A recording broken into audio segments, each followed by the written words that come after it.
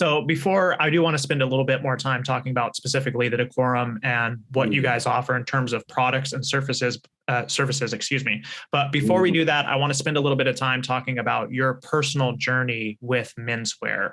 So for those who don't know who you are, could you tell us, well, who you are and what your journey and trajectory has been with menswear? How did you first get interested in it?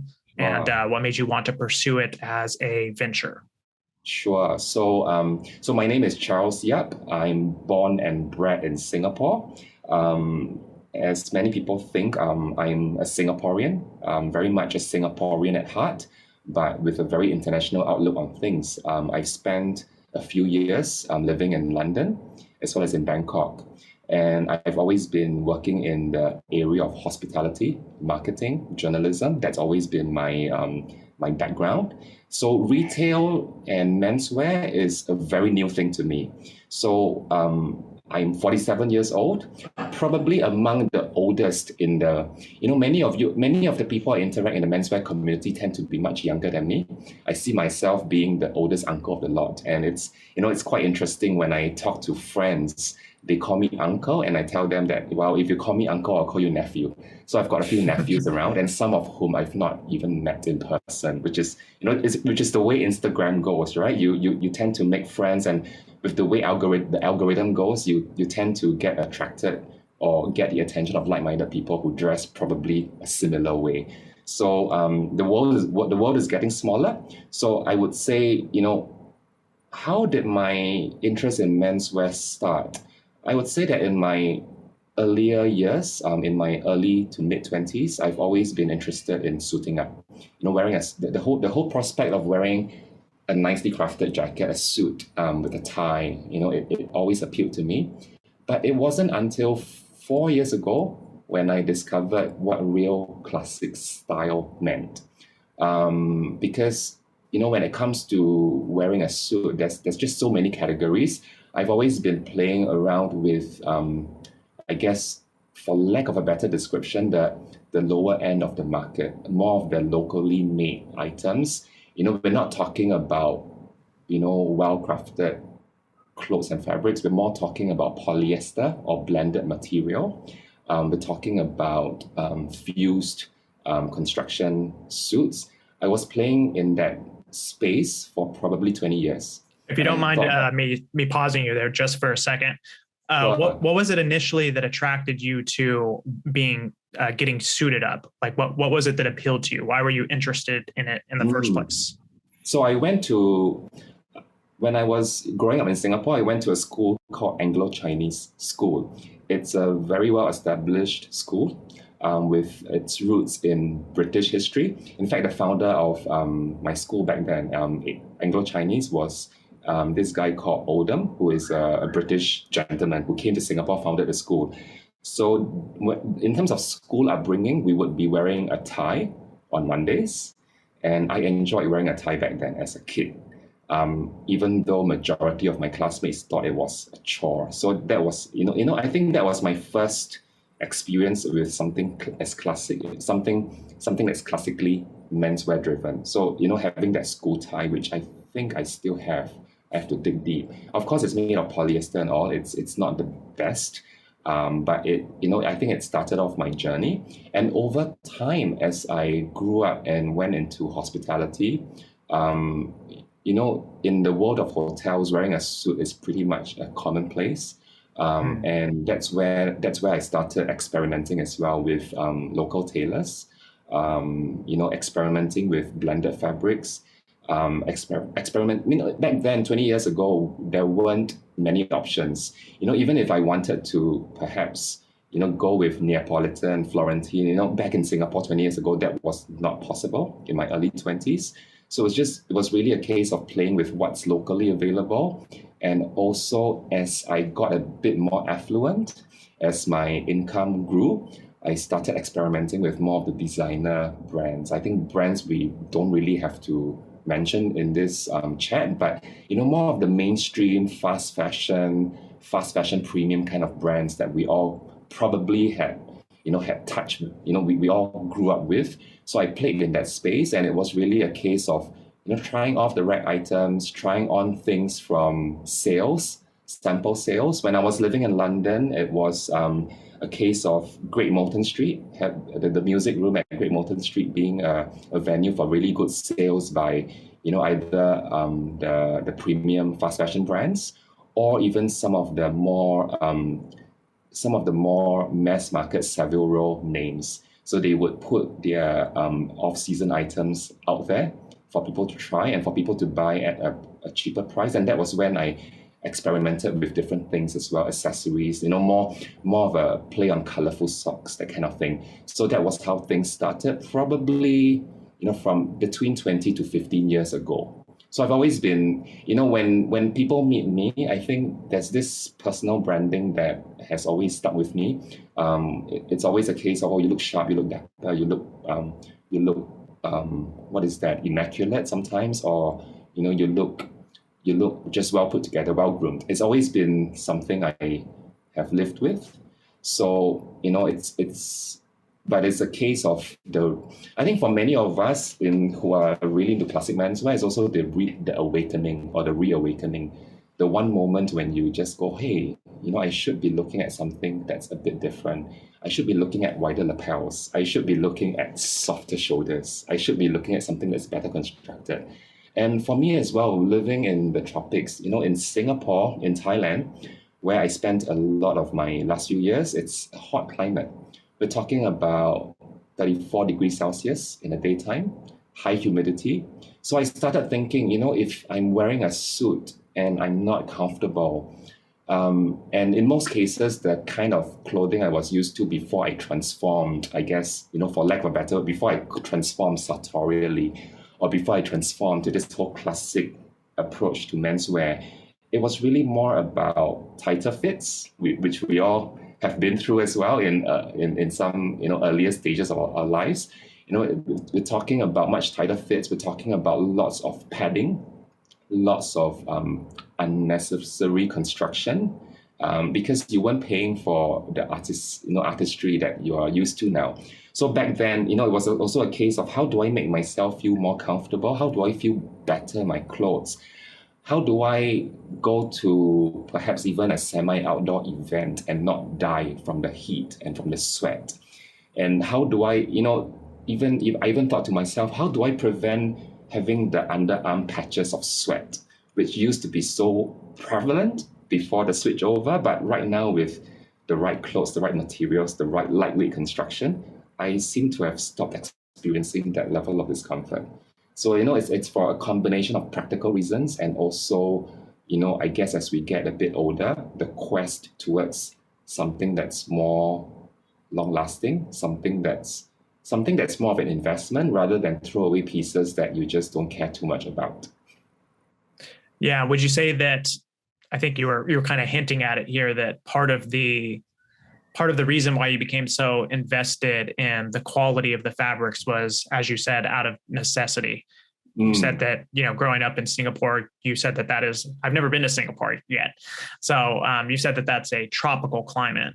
So It's almost like that kind of environment would force it upon you to like really, really take into consideration the fabrics, where there might be cooler parts of, the world where you wouldn't have to be so precise about the fabrics. That's right. That's true. And I also want to share with you, my whole interest in classic menswear started not with clothes, but on the shoe side of things. Because back then, a good friend of mine who runs a really successful business in Singapore, his name is John Chung. He runs Mason and Smith. He was the world shoe shine champion in 2019 or maybe 2018. I was living in Bangkok back then, and through Instagram searches, I found that he was coming to Bangkok for a trunk show at a really well-known store, which is called the Som Chai, which is also a friendly competitor to the Decorum in Bangkok. So I signed up for that, not knowing anything. I just wanted to meet this guy who's, being a Singaporean who's on the world stage as a shoe shine champion, and me with my interest in shoes.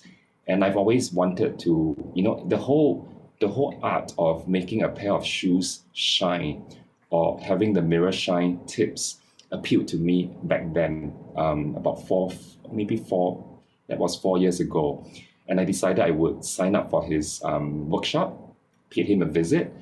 And then it was then when the owner of that store, which stocked brands like Orazio and Livrano, noticed that I could be his really, I could be a very prime target for transformation.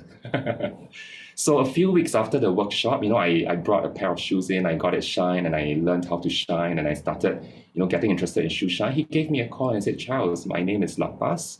We met in my shop. I would like to invite you to come in and try out some of our items. Of course, he did his research. He's seen my Instagram photos. He's seen the way I dressed. I think he saw some potential in me, where this guy's got a pretty good sense of aesthetics. And, the combination seemed right. It's just not quite the right kind of workmanship, not quite the right kind of quality. It was a case where maybe he thought in his mind that this guy is not a lost cause. Let me just contact him. And he was really nice about it. So I went to visit his shop. And one of the first things I put on was a Livrano jacket. And I looked at myself, and back then my first encounter was, this is not me. It just felt so loose, but beautifully loose. It's not loose to the degree that I looked sick. It just felt so comfortable, so light. I even mentioned that when I put on that jacket, it gave me the feeling of an orgasm. And, I openly speak about it as well. That, very seldom do you get a feeling, when you put on a specific piece of garment, you get the feeling that, oh my gosh, it's just so, where has this been all this while? I've been looking for you. It gave me it gave me that impression, but I was still not ready to take the plunge because, when you're so used to dressing a certain way and you're so used to seeing yourself in the mirror with tighter fit clothing, it's hard to let go. So it took me a while, and I think it was a second visit when I went with a few trusted friends when I decided, I think I'm ready to take this plunge. But it was also a very big monetary investment because, for a piece of Livrano ready-to-wear jacket that I bought back then, that was my first piece. People start somewhere perhaps entry level or more conservative. I went almost at the top of the game because I was able to. Financially, I was stable. And I was in my mid-40s or, early to mid-40s. I think that's the beauty of starting out late. So I purchased it. I waited 2 weeks for the buttonholes to be done. No alterations required. And that was my first piece. And that really, I think that kickstarted everything else for me. In terms don't mind me asking, how much did it cost you? I would say it's difficult to talk about pricing because of the way things are. And that's been a few years ago. But, and also you have to understand that in Thailand, the taxation rates make things a lot more expensive. But let's put it this way. One ready-to-wear Livrano jacket, which I bought, could have bought me 15 of my former suits from local tailors. Wow. So you must understand I'm just putting that out to articulate the big jump in terms of, it was a really massive transformation. And of course, back then I was watching lots of YouTube videos. I was looking at the Parisian Gentleman. You probably aware of him as well. He was one of my, I would say, early mentors from a YouTube perspective, where I was looking at his channel. And over time, of course, the repertoire grew. I'm looking at much different content, but I'm still watching him as well. Him and Sonia, I would say that both Hugo and Sonia played a big part in shaping my early understanding of what being sartorial meant. And I wouldn't even describe myself as being sartorial. I think that's not quite a term I would use on myself, but more of a lover of classic menswear and long-lasting, slow fashion, if you will. Why are you opposed to the use of the term sartorial? I'm not opposed to the use of the term sartorial, but I think it's more of a term that is appropriate if others describe you as, rather than you naming yourself as sartorial. I think it's similar to being something like, expert, using the words expert or guru.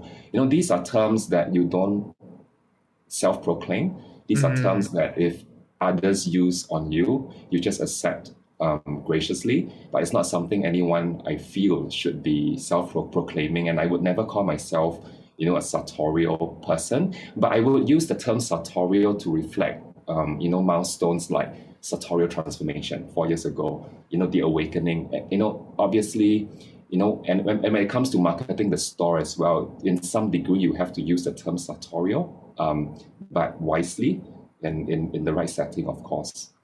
I see. So I think what you're saying is that if you apply the term to yourself, it's you're being almost arrogant, if you will. Yeah, that's how I see it, and I, it's something I work hard not to be as well. I think being a consumer and now coming into this whole space as an industry player, I think it's also important for us to maintain an open mind.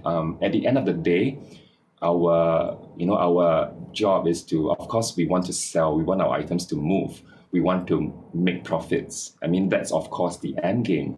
But I think the bigger purpose is about education. It's about showing people the way. It's about opening people's eyes to a different way of dressing up, just as my eyes were opened 3 years ago by that store in Bangkok. So it's really about we've always used this joke in the past, in the early days when I got into this. I think you probably have heard this as well. It's almost this whole thing about saving the world one suit at a time. I haven't heard that expression yet, to be honest. Oh, really? Really? So I think the way why I think that's important is because I started on this journey late in life. My eyes only opened towards this quality of garments and and accessories probably when I was 44. I'm now 47, so that was 3 years ago. I'm new to this game, but can I pause you there for a second? So you seem to say that you didn't open your eyes to it, and if I understand you correctly, that's a consequence of getting your first jacket, correct? But you always seem to have an interest in menswear since you were a school child, right? That's right. And I think what I wanted to say is that in my ongoing interactions with the menswear community, both in Singapore and internationally, one thing that I'm really encouraged by is how young the current community is. I'm talking to people as young as 17 who are approaching me for style tips. They're approaching me for advice on, they might be asking me a question like, for my first proper pair of shoes, what should I be looking out for? I do get lots of DMs of this nature in my inbox, and it's always a pleasure to answer them, because the more I look at these things, the more I learn about what people are looking for, and the more I sharpen my skills in preparation for in preparation for running the store as well, and in preparation for giving more live advice face to face. So I think one thing I'm really encouraged by is the fact that the community is getting a lot younger. Why do you think that is? I think that's because the power of Instagram, the power of social media, the power of YouTube, the power of looking at icons or people whom they consider icons, both dead and alive. I think there's also this resurgence, or there's a lot of interest in all things retro, nostalgia, back to the past. If you look at photography, there's so much interest in film photography these days. The Leicas are back with a bang. Leicas are more expensive than ever in the entire history. And I think there's a lot of interest in anything that's old school, anything that's nostalgia, anything that is that appears to come from a different era, but is still relevant for the future. And I think that's what I'm seeing a lot in my conversations, both online and offline, with the community. Many of the people I'm learning from and talking to are in their early to mid-20s. And I tell them, I tell them as their uncle, I go, you guys are so lucky. You guys are growing up. You guys are entering adulthood and making your first paycheck in an era when these things are so widely available. In an era where if you saw something available on Instagram, you could just buy it. Or if you could not quite afford it yet, you could go to Amazon or eBay. You could buy secondhand items. There's a thriving marketplace for secondhand items, which pre-owned, pre-loved items, which during my time when I was in my early 20s, it was non-existent. So my perspective is this, to these young guys out there, whether you are 17 or 27 and you are looking at these things, understand the fact that you did not make the same mistake I did, because if you think about it, I spent probably 20 years of my time spending lots of money on things which I'm no longer interested in wearing, no longer interested in, even giving storage space to. There were many items which, as you're aware, once we see the light and once we make this open, close inverted commas, sartorial transformation, it becomes a reset. It becomes a case where nothing else in your wardrobe works, and you've got to work towards starting from zero. And I think back then I wrote a blog post. I don't blog often. The last entry was more than 2 years ago before COVID. But I wrote in one of my earlier blog posts, how I started from zero, how opening my eyes meant I started with one piece and had to slowly build up and had to slowly look at selling, donating, giving away what I previously had. So I think it's really a case of, if you see the light at a younger age and you are just seeing it at a time when you're starting to make your own money, starting to spend your own hard-earned money, I think you're in a good space and you have a bright future ahead. But it's never too late. If I could start at 44, you guys can start anytime you wish. It's just about making the right decisions and not being pressured to buy something which you feel isn't you. Yeah, that's also, I'd like to go a little bit deeper here, because it seems that, the audience for menswear, so to speak, or the consumer base for menswear, you're saying, is people who are younger and younger. But that seems to me slightly ironic, because generally people who are younger are really vulnerable to peer pressure. And it seems that most people do not, most men do not dress the way that we dress. So it's very interesting that more and more younger men are getting interested in menswear, when at that particular point in their life, you would think that they would be opposed to it, if that makes any sense. Do you see where I'm going? Yeah, that makes sense a lot. And I think, I do agree with you. It does sound ironic. It was something which I also grappled with. I couldn't quite understand why. Like, for example, when I was in Bangkok, I spent 4 months in Bangkok, working almost full time in our store, because I wanted to learn as much as I could.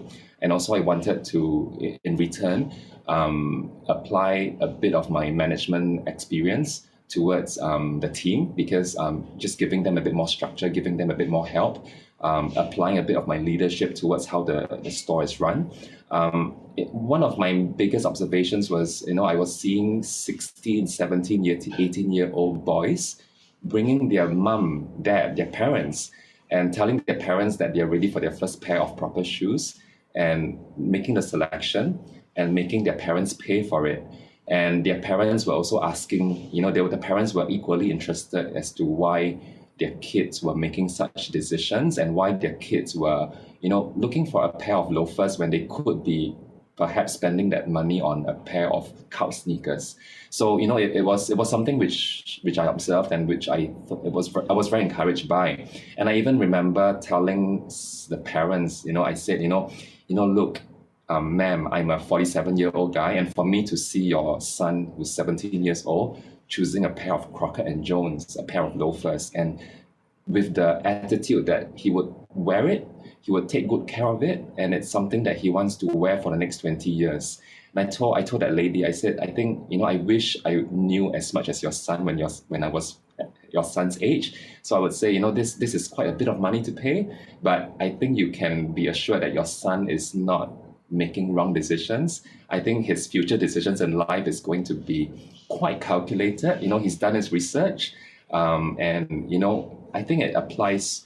I also think that our interest in classic items, and our interest in long-lasting craft, I think that applies a lot in terms of how we look at life as well. Our approach to life's challenges, life's decisions, how we make decisions in terms of our future. I think that, that goes hand in hand in some way, as opposed to perhaps another person who might be looking at, buying cheap and just throwing things out. I think there is a bit of lesson to be learned or extracted from there in terms of commitment, in terms of, thinking long term. And these are qualities that are over time starting to be, it's starting to be quite lacking among humanity. So I think, there is some link between this whole interest in classic menswear, slow fashion, classic permanent style, as well as, how you look at things, how you commit to things in the long term, and how you commit to just taking care of things and not just giving things, things don't last just 3 months anymore. If you make the right choices, they could last years or decades, as long as your shape fits, as long as your physique maintains that same way. So I think there is it's been seldom spoken about, but I'm starting to see that link between, caring for items versus taking longer term commitment decisions. Yeah, it seemed like it might be a broad commitment to sustainability. I was having a conversation last week or the week before that with Stefano Cao. I don't know if you watched that interview on my channel with him. Yes, I saw that and enjoyed that. There was a segment in there where we were talking about, I was asking him why it is his particular ties are so appealing, particularly in the Asian market. And one thing he was discussing was that most of the tie designs, or the ties and tie designs, have been kind of mass produced to such an extent that we've lost a little bit of that artisticness in tie designs. And people are just kind of like tired of seeing the same things. And he was attributing that again to mass marketing. It seems like there might be something similar going on here, where young men are interested in menswear because they're tired of just consuming things that don't last very long, and they want something that's perhaps a little bit more lasting and permanent. I do agree. I do see that relation as well. And I think something that's a bit more one-off, something that's different from what perhaps the other people in their peer groups might be looking for. And I think that's what's slowly transforming this industry as well. And I think, there's always this talk as well. In any country you go to, the people like us, people who like classic style, are a minority. Very, we are very rare. If you were to go out, even, in any city, if you were to go on the streets, even if you were to go to a 5-star hotel, to go to an event, let's say 100 people in a ballroom, for example, it's very likely that people like us account for maybe 5 or 6, if you're lucky. So and in a similar context as well, I move around Singapore. Singapore is a really expensive city. I could not be taking private transport everywhere, the equivalence of Uber and all. If I were to do an Uber ride every single day, I would go broke. So I do use a lot of public transportation. Singapore is very lucky in that we do have a very extensive network of the subway, the tube, the mass transit.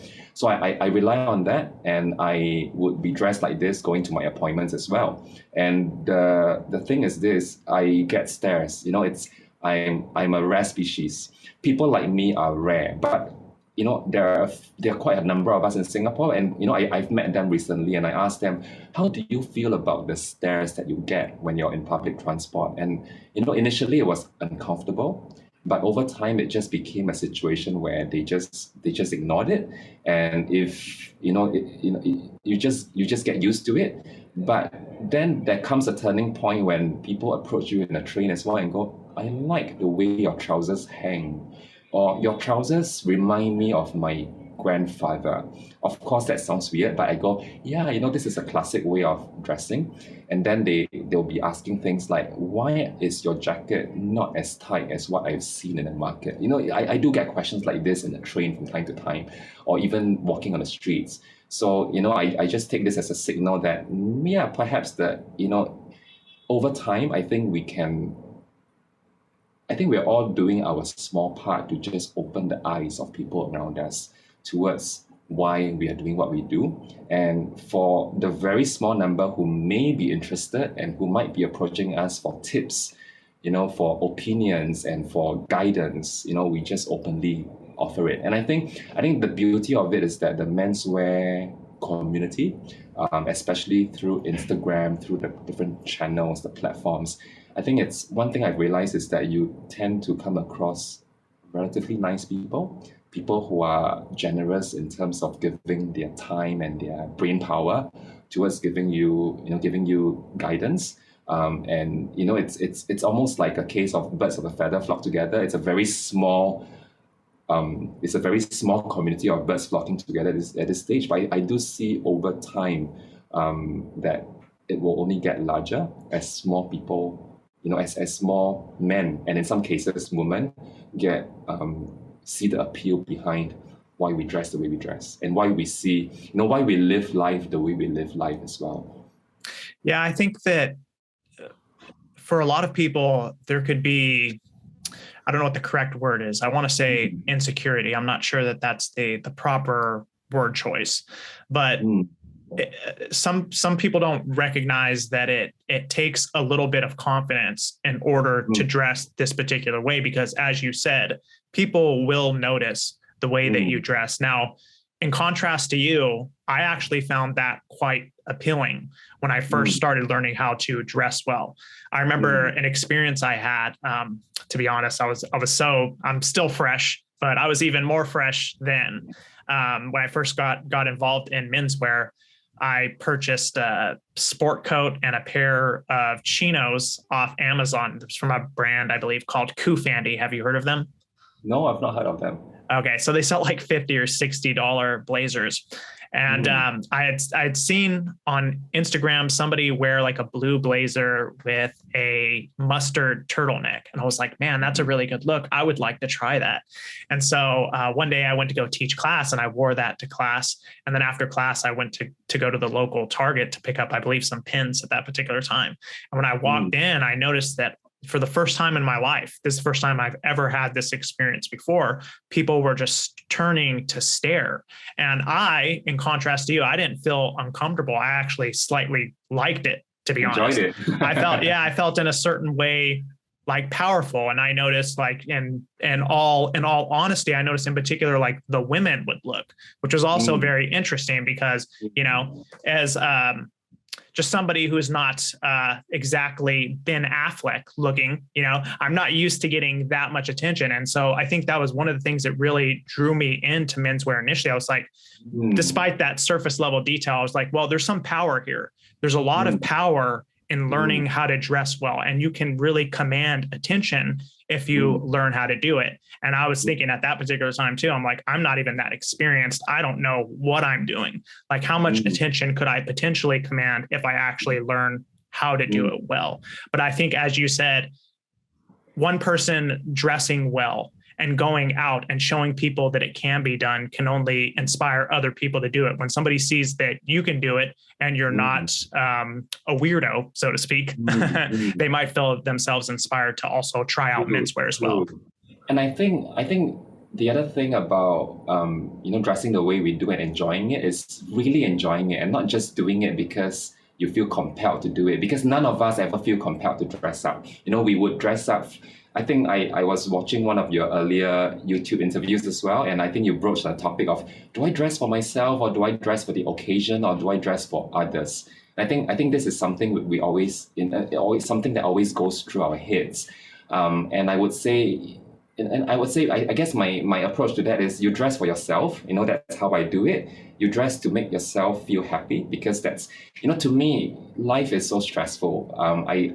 To me, putting on a tie, dressing up, and just walking out the door with the right combination, that to me is my own version of meditation as well. It's my own version of wellness. It's my own version of keeping myself sane, because once I head out, the challenges of the day are ahead as well. You're missing the train and all that, but how do you still hold on? How do you still maintain your persona, and how do you still maintain living life like a gentleman, as we all aspire to be? And I think that there's a whole...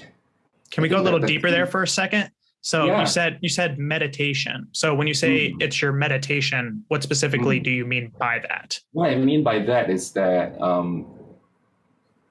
just the process of putting together an outfit, getting ready for the day, and it's not a long process because when you're so used to it, putting on a tie, one hit wonder, it just works. You don't have to spend too much time on it.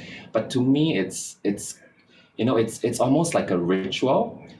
It's Mm. almost like things that you do that you don't think about because choosing a shirt, putting on a deodorant, things the rituals that get you ready before you head out the door. I think these are things which are essential. And for me, it's a way of relaxation. It's a way of meditation, being grounded as well. I do meditate as well, from a proper perspective in that I do bedtime meditations. I do walking meditations as part of my just centering myself. I'm very much a meditator of sorts, but I also find opportunities to try to go inwards. And to me, the whole process of putting together an outfit is also my way of going inwards. And I do it for myself first and foremost. But of course, the occasion matters. If I were going to a very hot place where it's mostly outdoors, then I would probably be choosing Gurkha shorts with perhaps a vintage tee and perhaps a safari jacket or maybe You're not even going to just wear tweed? Are you telling me that you're not going to wear tweed? I don't own a single piece of tweed. I'm joking. I'm And I joking. would love to acquire tweed once I get the opportunity to I guess wear it once travel has resumed.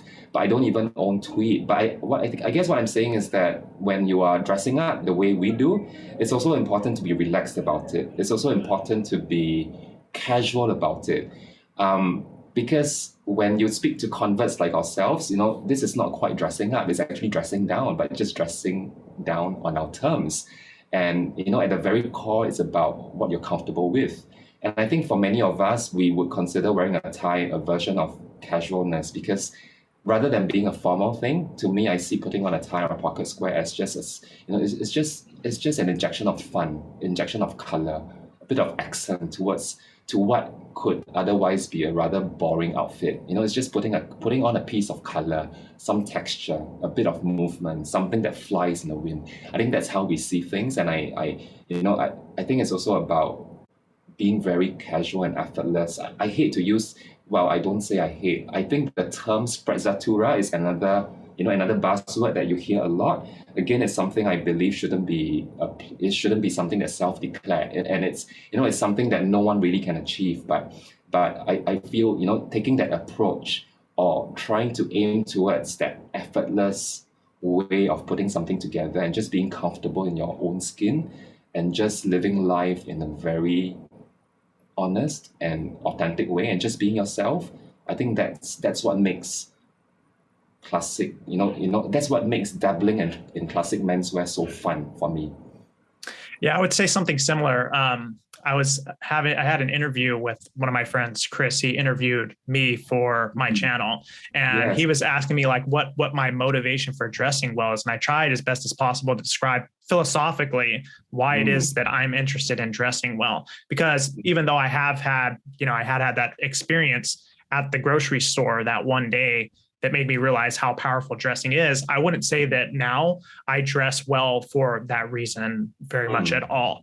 To me, it's just a way to like engage more with life and to make life more intense and pleasurable. To me, it's pure fun to try as best as possible to put an outfit together, make sure the color combination is correct. Those little small details, putting them together is just like putting together a little puzzle for me. And then being able to wear that puzzle that you've put together out into the world, it's just fun. It just makes life more and more intriguing. I can't even imagine now going back to the way that I used to dress before. It was just like so dull. I agree. And I think, just to expand on what you said, it's also, the thing is, people who are interested in classic menswear, we don't necessarily have lots of items. We don't necessarily need to have tons of jackets, tons of shirts, tons of ties, tons of trousers. I think the whole magic of it all is how do you maximize your capsule wardrobe? In many cases we don't have a lot, but how do you play with the existing pieces that you have to multiply the kind of looks that you could be doing every single day. And I would like to, I like to think right now, I have a lot less, I use a lot less storage space than I have in my past. And I'm having more fun and I'm having more variations and I'm enjoying what I have invested in more because every piece has a backstory. Every piece has a certain meaning. And when you put the different pieces together, it all comes to something. And I like to think that, even till now, I'm still exploring new combinations I've never explored. And sometimes you surprise yourself certain mornings. And in other times, you just go the same old. We all have our versions of the menswear uniform, which we always go back to.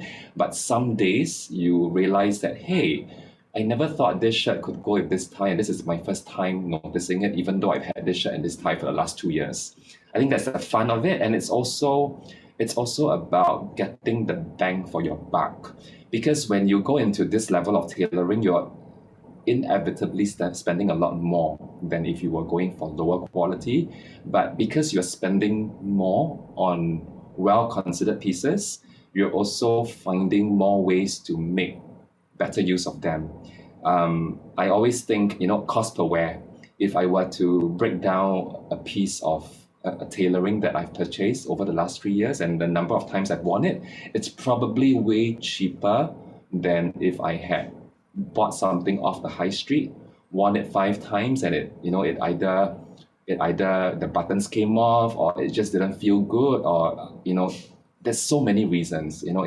I think it's really about thinking long term, and I think the same thing goes towards whenever we're thinking what do we purchase next, or what do we commission, or what do we buy next.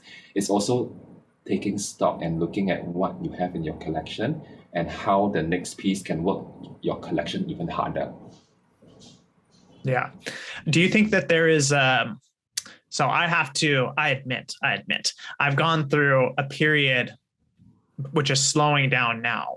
But when I first got very, very involved in menswear, when I first had that experience that you're describing of kind of seeing the light, where I went through kind of a stage of excess. I purchased a lot of ties, a lot of sport coats, a lot of trousers. And at that particular time, I didn't really have a good grasp of why I was purchasing particular items. I just felt the need to purchase particular items. Do you think that that's almost kind of a necessary period for your sartorial transformation, if you will?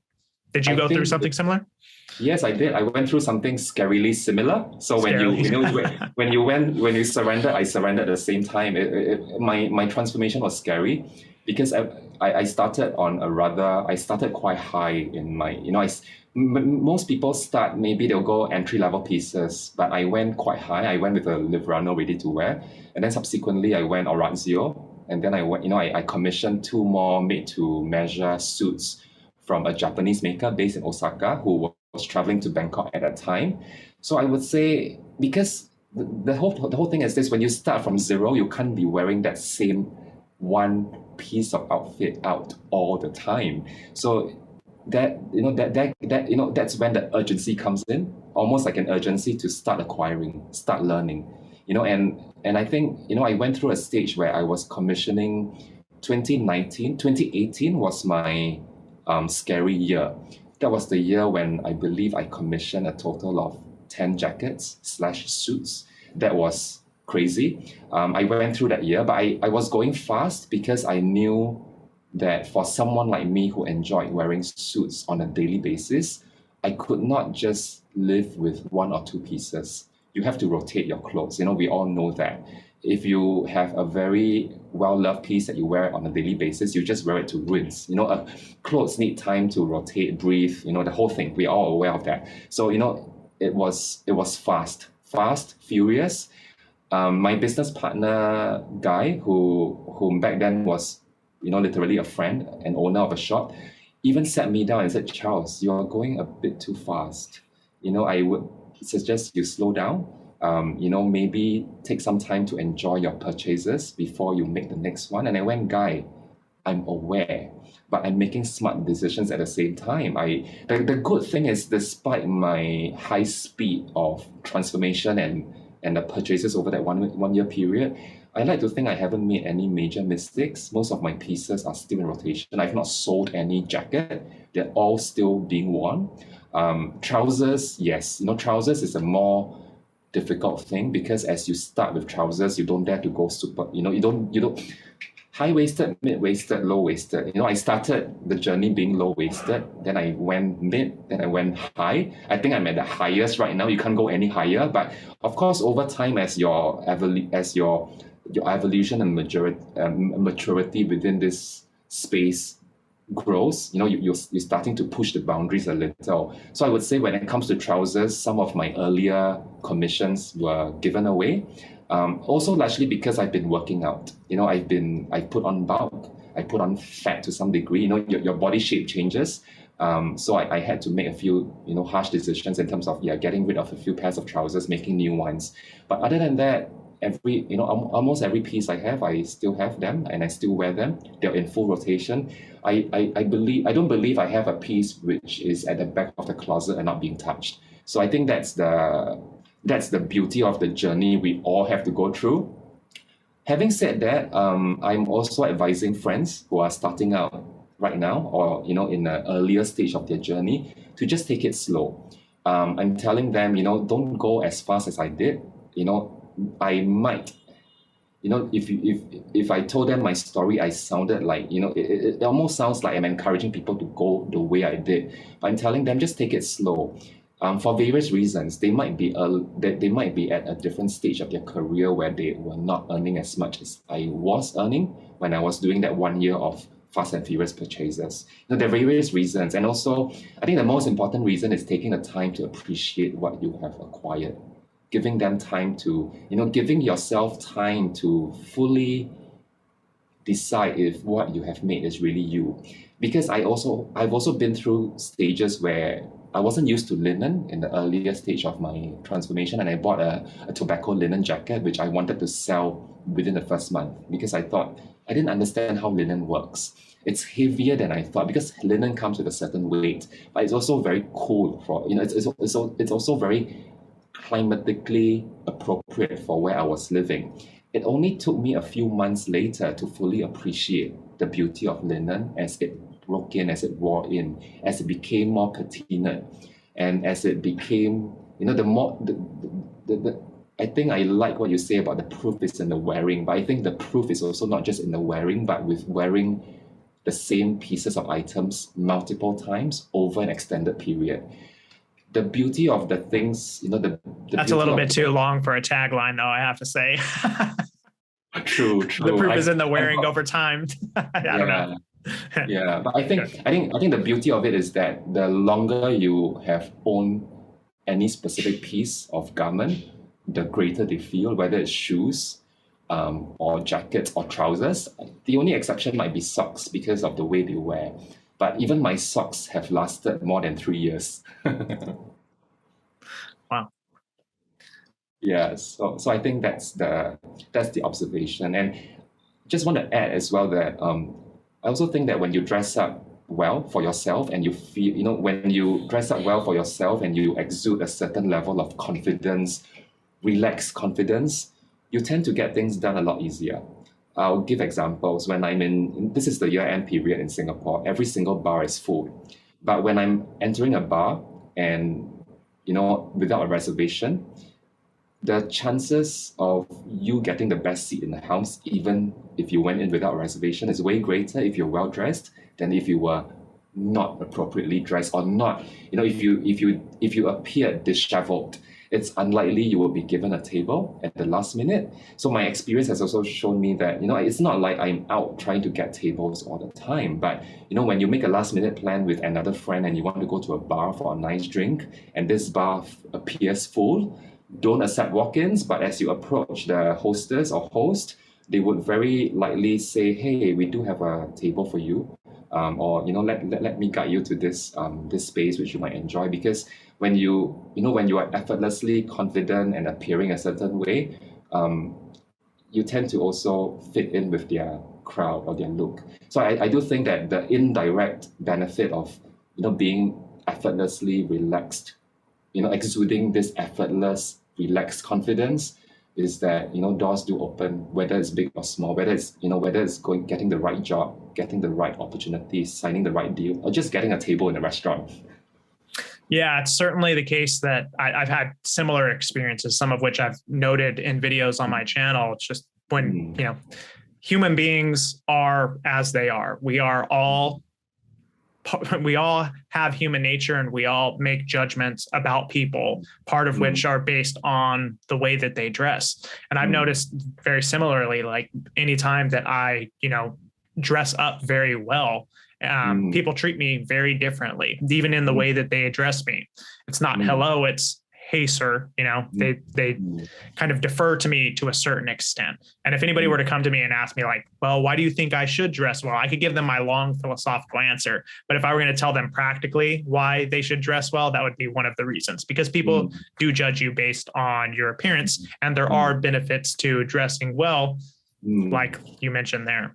Yeah, but I think equally, we must all live the talk, walk the talk. It should not just be a first impression that just wanes after you sit down. So it's about living the life. It's about going beyond. If you've put on the effort, if you've taken the effort to put on a tie and put on an ensemble, it's also about putting on the effort to just live life as you should, and just being nice to others, just offering a helping hand if the opportunity came, for example, and just being an understanding. For example, going to a restaurant, we all know the labor crunch, the labor shortage, especially at the year-end period. Retail workers, restaurant workers, bar workers, they're all undergoing huge amounts of stress with all the restrictions in place in different cities. It's also about being a little more understanding, and just being a bit more gracious, and not expecting that everything has to go as per clockwork. And just because you are paying a high, paying premium for a glass of martini, it doesn't mean that you own the world. It's all about the whole ecosystem thing, and just being a bit more understanding, and just random acts of kindness. That's how I see it. And if it's a case of being dressed up but needing to help someone on the street with picking up the groceries that they've dropped on the floor, just do it. It's just part of being a gentleman. It doesn't mean that you are well dressed and you can't be doing things to just show care for others. Yeah, I think in general what you're saying is, just because you dress well, don't expect that people are going to necessarily treat you better because of it. Do I understand you correctly? Yeah, that's right. And I think the last thing I want to be is to be dressed well, but appearing to be high-nosing everything and just being so stuck up. Snobby. I've also seen my fair share of that in life. In every city you see that, and I think that's not what we're about. And I think the whole idea of classic, people in our circle as well, is that we don't wear anything that screams brands. We never have a logo anywhere. Everything that we have is of, we purchase it because we like the way it's made. In most cases, the logos are hidden. In most cases, no one knows what you're wearing. Only those who know, and it's better left that way. I'm never going to have a monogrammed, it's nothing wrong with that, but I'm never going to be wearing something that's, that at a glance, oh, that's a well-known designer brand. I think that's a beauty of the space we are in, and the beauty is that we can also mix the more expensive or more premium items with vintage, with thrift, and also even with more of the high street items. Because my belief is that if you got it right, you could be everything just works, and it doesn't mean that everything you wear has to be expensive. And in my case, it doesn't mean that everything I put on has to be something that's available in my new store.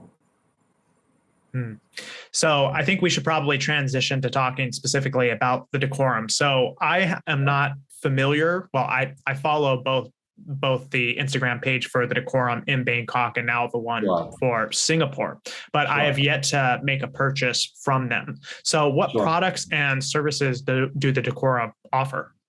Sure. So the Decorum, we describe ourselves as a menswear emporium. We are a multi-brand store, so we carry a selection of items which we love, with one. And these are items from we would consider the most respectable makers in each category. So when it comes to footwear, for example, we are the retailers for Crockett and Jones from the UK, as an example.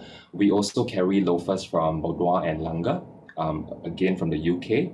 And when it comes to shirts, we have a very close relationship with Kamakura Shirts in Japan. They are made by artisanal factories across Japan, known for a very honest approach to shirt making at a very fair price, honest price as well. So you're not paying a lot for a shirt that takes you places. So those are among our offerings. When it comes to tailoring, we offer, for example, this jacket I'm wearing is from a Korean atelier known as Casa del Sato. So they're based in Seoul. They're a very small business, a very small workshop, and they craft jackets and in tailoring in a way which we enjoy. It's their interpretation of what Neapolitan style is. So I think what they have done is that they've taken the Italian approach to tailoring, but given it a bit of a Korean accuracy. So it's very clean, and it comes at a price point that we think would resonate well with both the Singapore market as well as the Thai market. So those are examples of what we carry. When it comes to accessories, we are the official stockist for Drake's. We love Drake's for their approach towards color, towards prints, which are very, for lack of a better word, we love their ethnic approach to fabrics. We love things, we love the Persian prints, the Mughals, the circus, the approach towards fun. So we do carry a selection of accessories from Drake's. We will, both shops also carry safari and jungle jackets from Ascot Chang, which is a well-known heritage tailor based out of Hong Kong that also is very well-known in New York with their presence in the US. So this is just a snapshot of the things we carry. We're not all, even though we're a classic menswear store, we are not all formal. We're not all businessy. We also carry jeans from Full Count in Japan. So one of the Osaka 5 founding members, jeans which are crafted specifically for us, made of Zimbabwean cotton, so that's one series that we're really proud of, and we are. It resonates really well in our Thai store, and we are bringing that into Singapore as well. And over and above that, we also carry, for example, sneakers from CQP in Sweden. Those have worked really well for us in Thailand, and in Singapore, we will have a selection for people to try on as well. So it's really about helping. It's really about opening the eyes of our friends towards a slightly different way of dressing and bringing in makers, artisans, and brands which are still not available in Singapore. So a couple of my favorite bands are actually located in Singapore. I'm sure that you're familiar with them. Are you familiar with Cholera? Yes, familiar with them. Yes. And Yeasol is there as well, correct? That's right. Okay. Yeah. So and I wanted to also highlight, in Singapore is a really small market, and there are several industry players who do good products, and they are also, they're also selling their products to an international audience. The way Decorum is slightly different is that we are bringing the world. We're bringing we're bringing international products and international artisanal products and items towards the Singapore market. So we're taking a very different approach to how we will initially enter the market. There are many well-regarded Singapore tailors and makers who are servicing outwards. So I think a percentage of their earnings and their income comes from made to order. It comes from having really good online systems where you can pick and choose what you want, and they sell to consumers in the Western world, in other parts of Asia, and that's a great model. We are coming in very differently. We're coming in essentially taking what we love from different countries, putting it as a capsule collection, putting it as in a curated fashion, and showcasing them initially to the Singapore market because travel is still almost non-existent. But over time, as the borders expand, it's also about, Singapore is also very much a world city. We're very much a tourism magnet. You see people from around the world coming in. So when the time is right, and fingers crossed, when the world becomes a more accessible place, and when traveling doesn't involve too many of the tests that we all hate, our intention is also introducing what we offer, not just to the Singapore market, but also to travelers from around the world, from around the region, around Asia, who descend into Singapore and who visit our shop. So it's very much taking a very different approach and introducing a selection of international items towards the domestic and regional market. I see. So if I had to ask you your personal opinion, where do you see menswear going in the next 5 to 10 years? I'm always curious what people have to say about this question. I think that's a relatively tough one. I'm honestly not sure. We don't even know what's happening next month. But I think if I could just put a bit of crystal ball gazing, I think the community, people like us who enjoy what we do and what we wear and our approach to life, I think that's going to grow slightly over time. I don't think it's going to be a phenomenal growth. It's never going to reach the mass market level, which is the beauty of what we like. The last thing we want is to be walking out the door and everybody's dressing up the same way we are, because it's probably not going to happen. But I think over time, it's going to, the whole idea of classic menswear, the whole idea of sustainable fashion, the whole idea of timeless style, I think it's only going to gain traction over time as people open their eyes to this newer way of dressing. I don't think it's going to take a leap. It's not going to be by huge percentages, but I think, little by little, we are everything that we do. You with your social media presence and with everything that you do, me as a retailer, and so many others who are, in this circle, I think little by little, we're just trying to open people's eyes.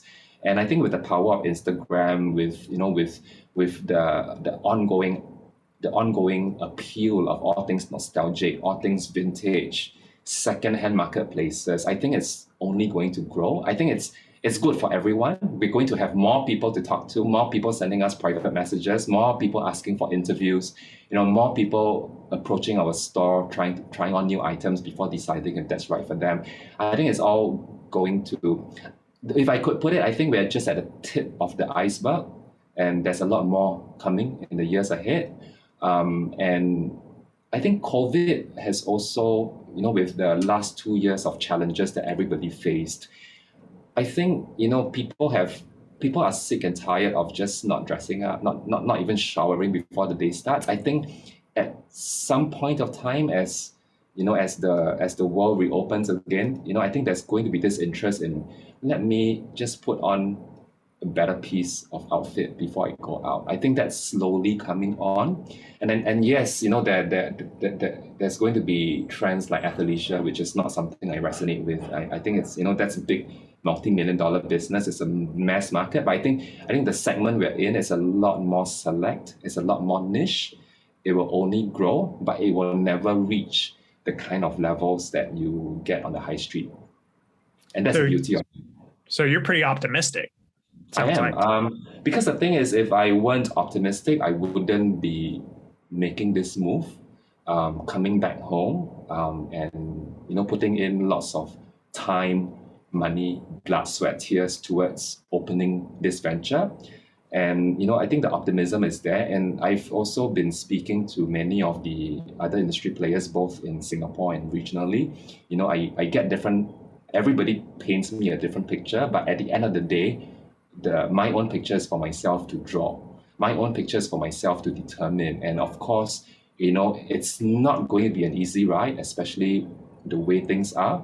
But if you don't try, you'll never know. And both my business partners, Guy Lamball and myself, we're approaching this with full confidence. We are bringing in items, artisans, brands, products, items, services that we know will resonate. We are very encouraged by the kind of feedback we're getting. Even though we're not yet open, we're getting a lot of interesting questions. There's lots of indication. There's lots of interest in what we're offering. Of course, at the end of the day, not everything's going to translate into sales and profits. But we are getting the interest, which is a good thing. And I think the good what we have to our favor is that the Decorum continues to lead the Bangkok menswear marketplace. And as a shop as well, it's a shop that, the Decorum is a brand that resonates far and wide. I've got friends who were in New York, in London. We started being able to travel again. And as they went to those places and visited shops, media, menswear bloggers and all, when they at the very mention of the fact that they came from Singapore, it was very clear that the people they were talking to in our industry, within our beat, were aware that we were opening, and there's a general sense of excitement as to what we might be bringing to the marketplace. So with things are tough, things are challenging, it's going to be an uphill ride. But if something's easy, then it's probably no point doing it. It's going to be difficult, but we are approaching it with full confidence. And I think it's I guess you could describe me as the accidental retail menswear guy. I came into this by accident. It wasn't a long-term plan. I never knew when I was, when I was a 13-year-old boy, right at this very spot, looking out the window, that I would one day be in this whole business. But it came by accident, but it was also a calculated move. There's something almost symbolic about it as well. Like where you started is where you've come back to. And you said that your initial interest in menswear, at least in part, started with you wearing a tie to school. So there's kind of something interesting and symbolic going on there as well. And what's even more symbolic? The school I went to, it was founded in 1886, so more than 100 years. And the first address of the school I went to, Anglo-Chinese school, happens to be in the neighborhood I want our shop to be. Oh, that's beautiful. Yeah, and it's a heritage neighborhood. It's very much connected to the central business district. So essentially, imagine Singapore being a really small island. We do have a central business district where all the banks and all the Fortune 500 companies are located, and just a few streets away from the gleaming tall towers, you see a collection of pre-World War II, so 1920s to 1940s houses. So these are all preserved buildings. We are currently looking for the right space, the right home for the Decorum. So right after this discussion that we have, I'll be going out to meet up with a rental, a commercial space agent, and looking at the potential spot. So we're going to call our new home. We're going to place our new home within a heritage building that's walking distance from many of our friendly competitors, for lack of a better word. It's the space, the area we intend to set up shop is almost unofficially termed the sartorial district of Singapore. So there are quite a number of like-minded businesses who've been operating there, and we just want to be close to them and be in a situation where we are the latest addition, the newest kid on the block, and that we contribute to the overall growth of this slowly growing community. It's all come full circle. Yeah. So we've been talking for almost an hour and a half now. Wow. Yeah. Is there anything that you wanted to tell the audience before we leave? I think, again, I just want to say thank you, Barry, for the time. And when I got an invitation from you last week to have a chat with you, and, my immediate answer was yes. So, we are taking baby steps in our journey as the Decorum. And, as everybody knows, I'm new to this. I'm not an expert in any way, and I'm learning as much as I can as we grow. And, I've been doing my own research, taking night classes from different partners in the industry, learning more about the ins and outs of store management, about things like footwear measurements. How do you get better at made to measure fittings and all. So I'm doing all this on the side in my own time. And the quest is that I want to be in the best position possible to be of help to whoever comes through our doors. And as much as I'm learning, I'm hoping to share what I know, and just helping this industry bit by bit, and just share. It's at the end of the day, it's a menswear exchange of sorts. Exchanging ideas, exchanging guidance, and just giving each other new ways to just live the life we love. So for those who don't already follow you, where can they find you? Okay, so I'm on Instagram as Charles Yap _. So it's quite easy to locate. And the Decorum is on Instagram as well. So both stores have different profiles. Obviously, our Bangkok store, which is at the Decorum BKK, that's a lot more established. They've been running for 4 years. And for Singapore, we have started interacting on Instagram as well. It's at the Decorum SG. So those are where you can find us. And over time, we'll be working on having a better website. At the end of the day, I think the best experience for menswear players like us is the in-store experience, but we have plans to also go into the whole world of e-commerce, especially for some of the items which we have the rights to sell to a broader audience beyond Singapore. All right. Well, I want to say, Charles, thank you very much for coming on and speaking with me. I know that you are very busy, and I can only imagine you're even more busy than usual because it is the holiday season. So I'm sure things are picking up for you. Thank you, Barry, as well. Thanks for your time. And this is a night and day conversation. I think from where you are, it's probably 17 or 18 hours difference. So thanks for staying up for me. And hopefully we'll get to catch up in person at some point. And it's my wish that one day I could welcome you either to our store in Singapore, Bangkok, that we can meet in person. And I guess the best wish for 2022 is for everything to be much better, and whatever challenges we're facing when it comes to the pandemic, that things will ease, and that we'll all come to our senses and be able to travel again and just live life with new learnings. But life goes on, and it's going to be a success for everyone. Let's hope. Thank you. Thank you, Barry. Cheers.